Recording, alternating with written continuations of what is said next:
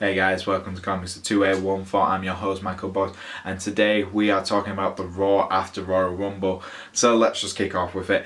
Probably the best segment of the night was Kevin Owens coming out with his best mate Chris Jericho and celebrating KO's victory.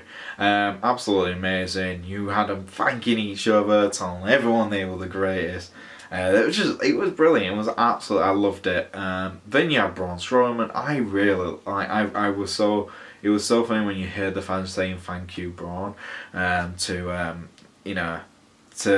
him beating up Roman Reigns. It was hilarious. And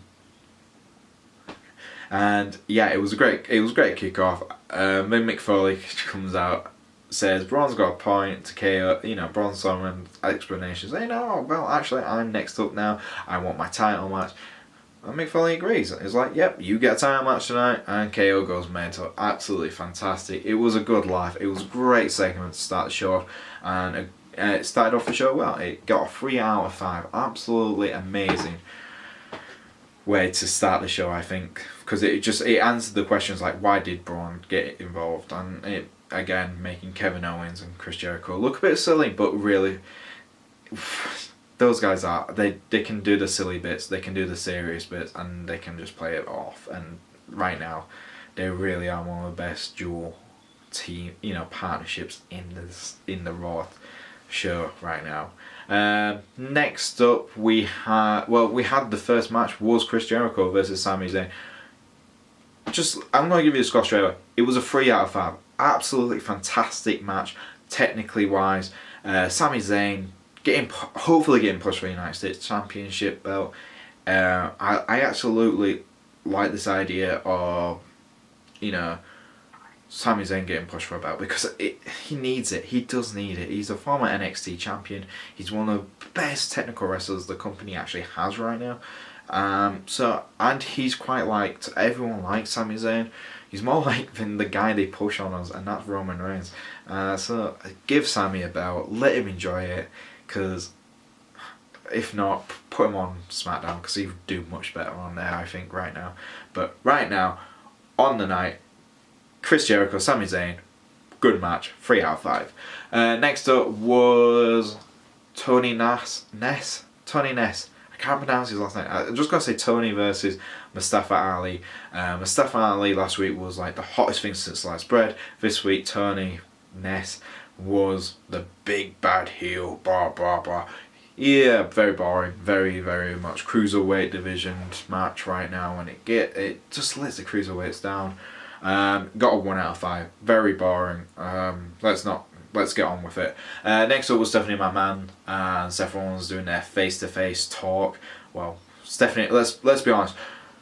When you hear Stephanie McMahon is going to confront a blank superstar, you just know it's going to be her insulting him, and nearly the same speech she gives to Roman Reigns, Dean Ambrose. It's the same speech we've heard over and over again. Very, very mediocre. I was glad when it was over. It got a 2 out of 5. The only reason it got a point higher was because she announced that Triple H was going to be on the show. Anytime you say Triple H is actually going to be on the show, it gives you a point. It gives you an extra point, because he's the King of Kings. Next up on the night after that was Bayley, Cesaro and Sheamus take on Charlotte and the Club. I'm going to start off with pretty much the start of that. Before the match even started, it was a good little promo of Bayley just saying, oh, we can do this, guys, and giving a group hug. Absolutely fantastic. Those three really can work well together. I like Sheamus's face was like, and then you had Charlotte and the Club turn up like nerds. It wasn't great, but it was funny. It made me laugh a little bit. A good segment to get ready for the match beforehand. The match itself, absolutely technically sound. Probably one of the best matches of the night. Again, Cesaro and Sheamus lifting up that level of how good they are. So it got a 3 out of 5. A really great match to watch. I enjoyed it from start to finish. And even when, I want to just say this, when Cesaro even made a mistake, he managed to do something even more amazing, just getting on the top rope, jumping off, and it was just absolutely, I was like, he made a mistake, yet managed to make it look like he did it on purpose. It was absolutely fantastic. Definitely great match to watch. Your next up was Rich Swann and Neville. Pretty face-to-face thing. Neville came out saying, "I am now finally the true king of cruiserweights." He is the true king of cruiserweights. Fantastic decision. Give him the belt. Rick Swann comes out saying, "Yeah, you deserved it. You were a better man that night." Very baby face. It was a very good baby face. Traditional heel face segment. I felt like, I didn't even mind Neville running off, leaving the belt. I think that's a bit of a shame. WWE do that quite a lot. That when the heel gets beaten, he leaves the belt in the ring. I think he should run off with it like a coward or something like that. Very much, but it worked out well. I can't wait to see how this...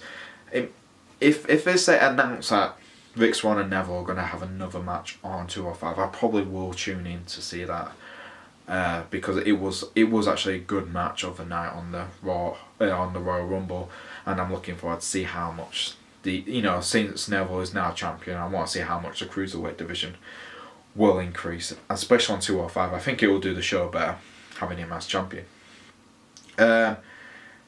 Next up was Braun Strowman's title match against KO. Absolutely fantastic. Kevin Owens like that does his traditional, and then Chris Jericho's about to sit down and commentary, and KO's like, "Dude, what you doing?" Yeah, it's like, "Dude, you didn't help me fight, so yeah, you get down there and fight this time." Jericho's trying to sit down on commentary. Kevin Owens goes down there, kind of screaming, like worried, like, "Oh God, I'm gonna die here." Braun Strowman comes out, sees Jericho, just chokeslams him through a table, because you just do that to Jericho, don't you? Goes down, beats the living crap out of KO when their match starts, and you think, oh my God, Strowman's actually going to become Universal Champion before WrestleMania, or before it's now. I thought, oh my God, he's actually going to do it. Smart tactics, take out Jericho, go for KO, win the title, and then Roman Reigns comes out, just spears, destroys Strowman, sees Kevin Owens. I'm going to give you a spear as well. If this is the heel turn, it's not going to be. I was hoping it would be. I would hope Roman Reigns would finally have his heel turn, but it's not going to happen. So, yeah. Good match. It was a 3 out of 5. I felt like, yeah, it makes sense not to give Strowman the title. Keep KO looking typical heel champion. I enjoyed it. And yeah, it was absolutely fantastic. Nia versus Sasha. Yeah, it was just like a repeat of the night before. I just don't need to say. 1 out of 5, very poor. Again, you're just burying Sasha Banks. I just don't care, and you can tell. So, Enzo and Cass versus Jinder and Rusev. Yeah. Enzo and Cass won. It was a good tag team match. I was so disappointed that this rivalry is still going on. It's kind of very boring. It feels like they don't know what to do with Enzo and Cass because they're so over. And like, do we give them the belts yet? Do we not give them the belts? Should we give them the belts? Can we give them the belts? No. That's the thing with Enzo and Cass. They've experimented with Big Cass being a solo guy, Enzo doing okay by himself.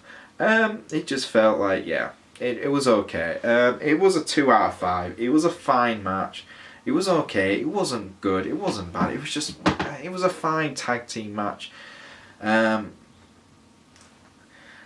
then you had Brock Lesnar's challenge to Goldberg. We were expecting it. It was a good little promo from Paul Heyman. Pretty much like, but I felt like that was a good promo. Paul Heyman always does a great promo. I give it a 3 out of 5. It was entertaining. Definitely watch it. I would suggest going on to WWE YouTube channel and just watch the Paul Heyman, the Goldberg challenge. Just do it. Brock Lesnar's challenge to Goldberg. It's worth actually watching because it is a good promo. And last but not least, this is probably the bit which saved the show for me. Samoa Joe finally on the main roster. At this point he's not on SmackDown, but happy he is a heel on Raw. It's really odd. I want him on SmackDown, but I'm happy that he's finally on the main roster. Triple H came to the ring, blah blah blah, gives a brilliant, Triple H gives these great speeches. Seth Rollins comes out, and then he gets tagged by Samoa Joe. Oh my god, it was a great shock value, kind of like, yes, this, after last week's ending with Goldberg, Lesnar and The Undertaker in the ring, great way just having Samoa Joe choke out Seth Rollins. And it feels like that's going to be what they're going to push for the next pay-per-view. I'm just hoping that Samoa Joe doesn't lose his first pay-per-view, but it would make sense for story-wise. Final score for Raw was a 7 out of 10. It was a very, very good show. Can't wait to see how everything continues. Just hopefully the bits which I did say needs fixing should be fixed. But yeah, absolutely strong show. And that's my review of the Raw after Royal Rumble. If you're new to the channel, if you just discovered us and you like us, please like, subscribe. You can follow me on Twitter at Boise88. And that's it. I'll see you guys on my SmackDown review episode.